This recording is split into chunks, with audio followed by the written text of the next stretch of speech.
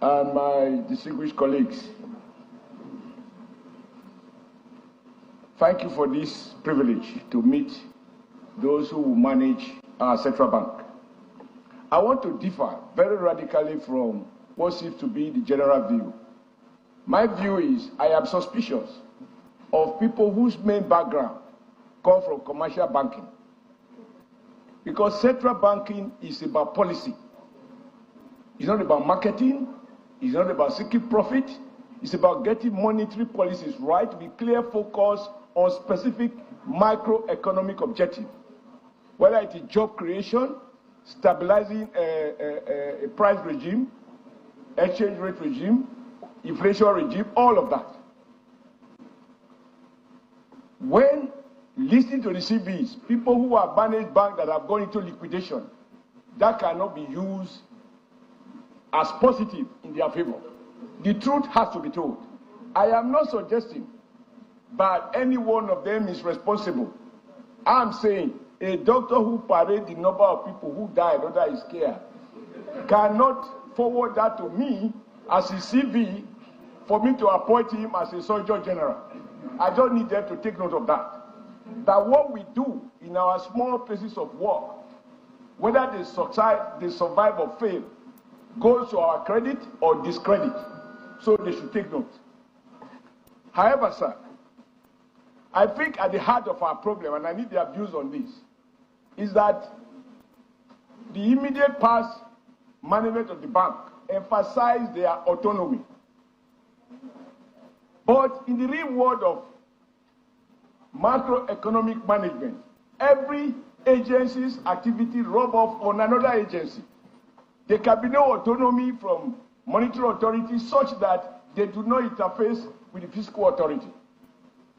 And even these two, in my view, if they do not relate with the Ministry of Trade and Commerce, because the challenge we deal with now is, at least to everybody here, everybody seems to have submitted completely to the so-called market forces and rely on the invisible hands of Adam Smith to regulate and determine the value of the Naira.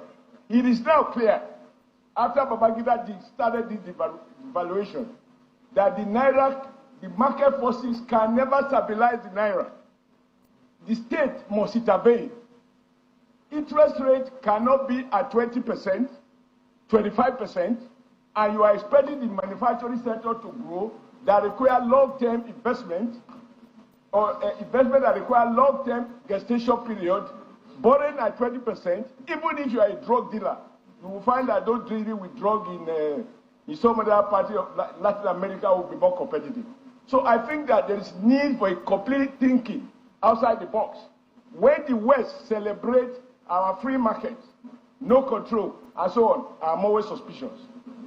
When they come for us that we are doing the right thing, the state is withdrawing, less regulations, at a time when we can see that even at the time of world trade, nation states are negotiating with other nation states to have specific trade relationship.